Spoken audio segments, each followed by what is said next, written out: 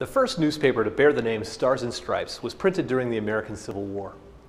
It was produced again during World War I and has been continuously published since World War II.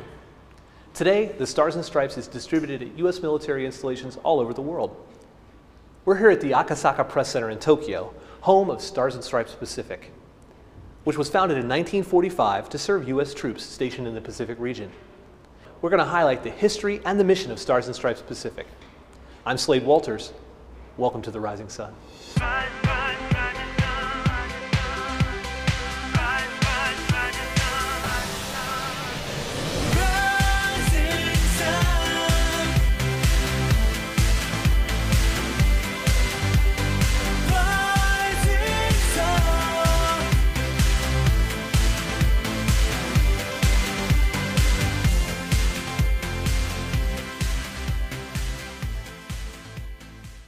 The machine behind me is the printing press used to print the daily and weekly editions of the Stars and Stripes. More than 50,000 newspapers are printed on this press every week using those rolls of paper. About 16 rolls of paper are used. That's a lot of news. The purpose of Stars and Stripes, the mission of Stars and Stripes, is to provide news and information, First Amendment protected news and information to the military communities, service members, DoD civilians, their families.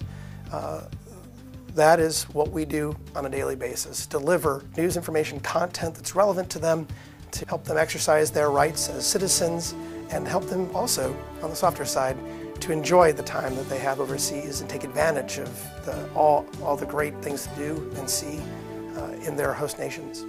A crucial difference between Stars and Stripes and local command information is that First Amendment. The freedom of the press to pursue all aspects that are relevant to a story. The command information, well, certainly those folks have a message.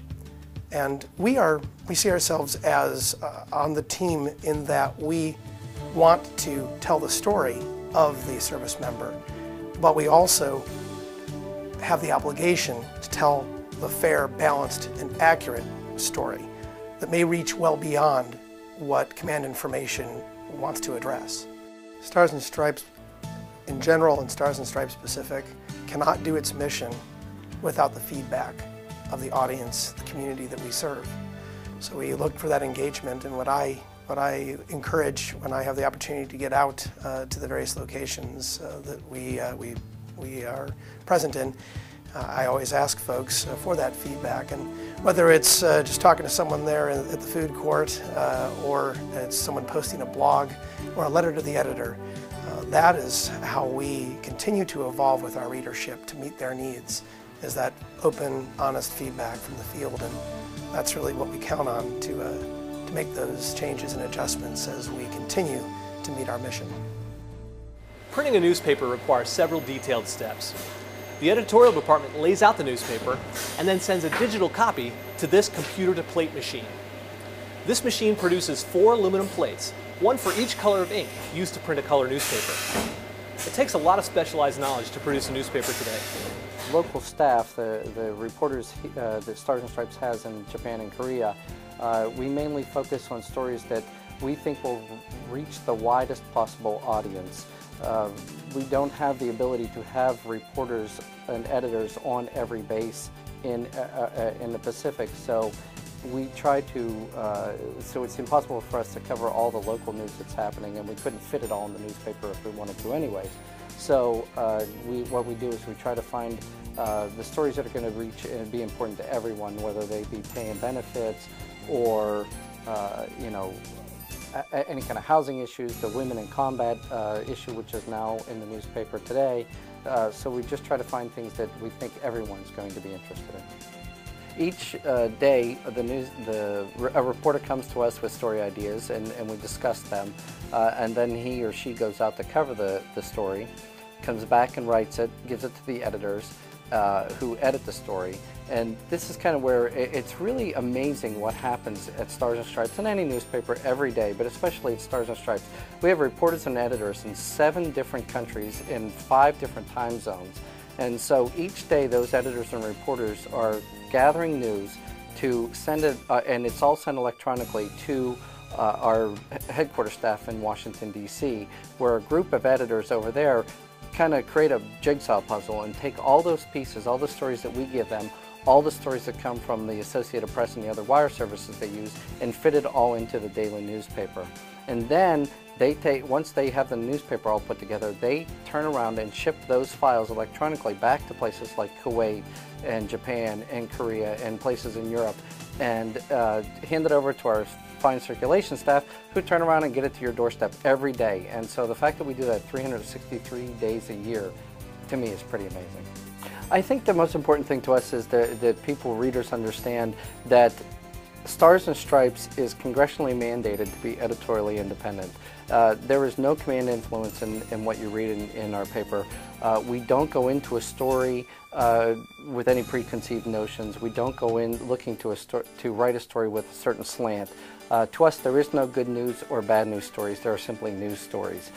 They may not always shine a positive light on something that the military is doing, but it's our job to sort of be a watchdog for the troops that are out there. And so when you read a story in Stars and Stripes, it is the most accurate, timely information that we can provide to you that we think you need to know. Inside the offices of Stars and Stripes is a 24-hour fitness facility operated by U.S. Army Garrison Japan's Morale, Welfare, and Recreation.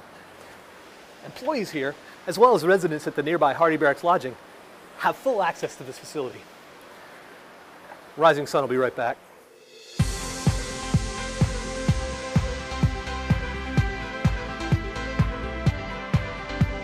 Stars and Stripes Pacific was founded in 1945. We started printing in Hawaii through the Star Advertiser there.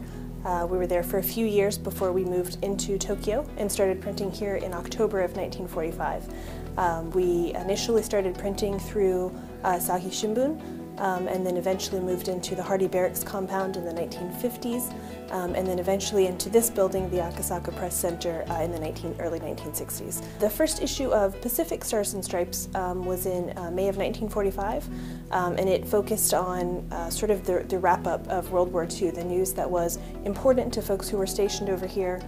We do keep an archive of every edition we've ever published. We have in the library bound copies, actually, of every newspaper we've printed since 1945 here in the Pacific. Additionally, we're working to digitize those archives. So we do work with, I believe it's Heritage Foundation, and they are helping us to scan in the records so that they are stored digitally, so they'll be available longer. And that also allows us to make those archives available to our readers. こちらは資料室で大きく分けると3つの種類のものを保存しております。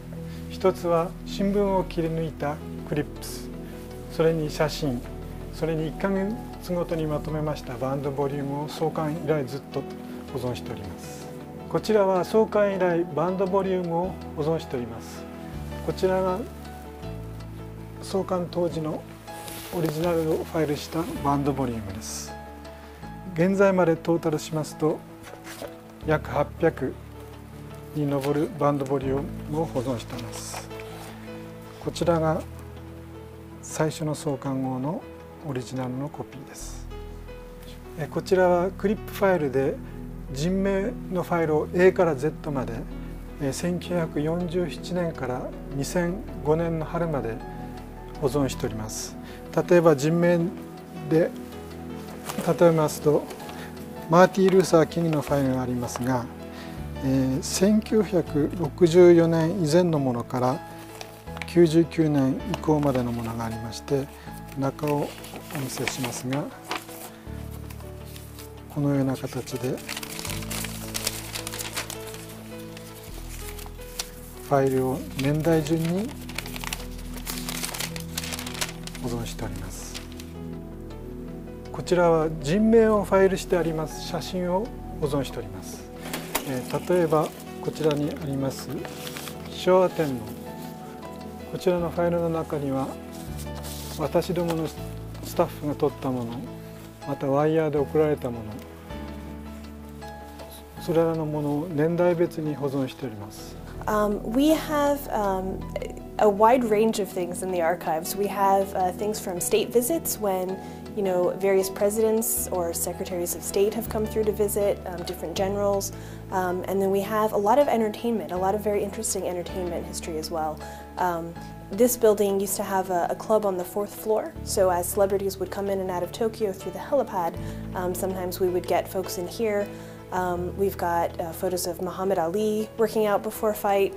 We've got photos of Marilyn Monroe. We have several photos from Europe of Elvis Presley when he was a GI.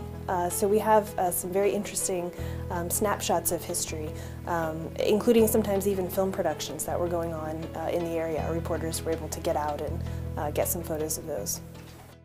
I'm here in the interactive media room where staff members manage and optimize online content for mobile devices. This allows readers of Stars and Stripes to get their news on the go. An iPhone app is available now, and Android and iPad apps are expected by March 2013. Where do you guys want this thing?